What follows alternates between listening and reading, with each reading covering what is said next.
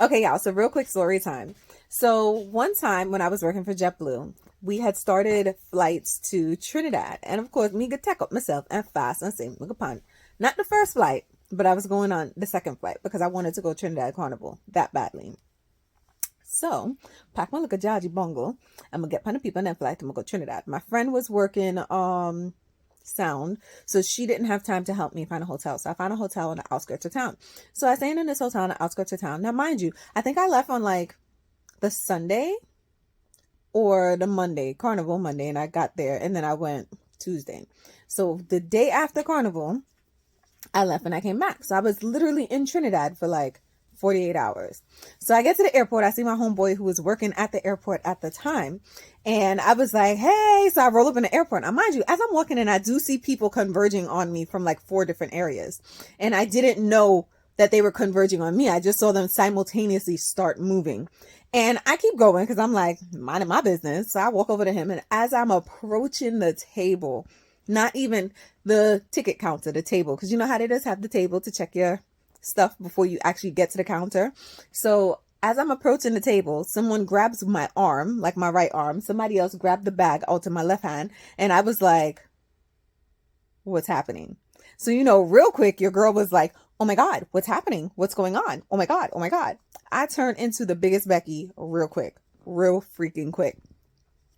They put my bag up on the table, take all my stuff out the bag. Now, mind you, I had 2 shirts, a pants, a pair of sandals, and I think like my toiletries. Took everything out, unzipped the lining of the bag, searching all through. And this whole time I'm standing there like legit stuck on stupid. So my homeboy is like, excuse me.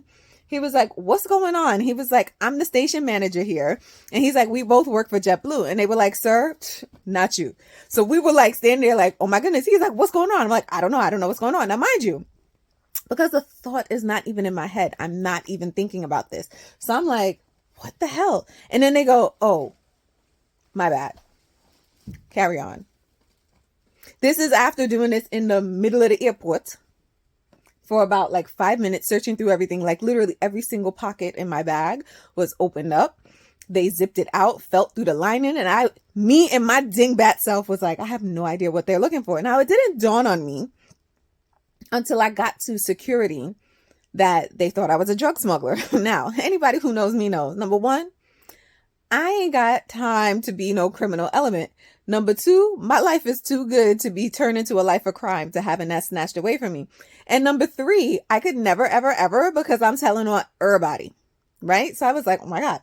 So finally, I'm like, what the hell? Now, anybody who knows me knows I don't get embarrassed. So I wasn't embarrassed that they were searching through my shit, but I was just confused because I didn't really understand what was happening.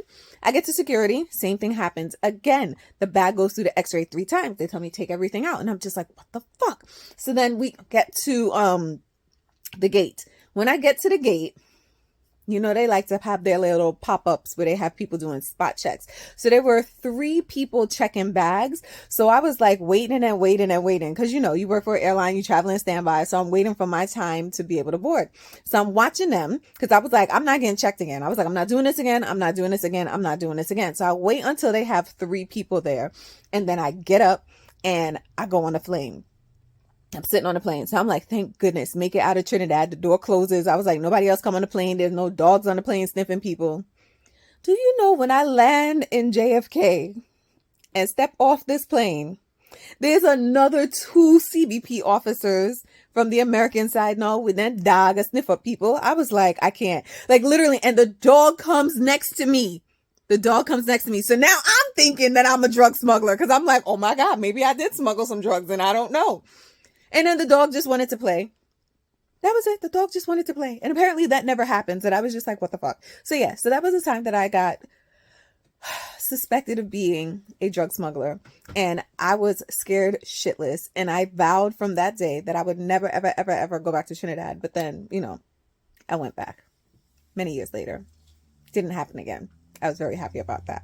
So yeah, watch out, kids, because to catch a smuggler is real. And they serious out there.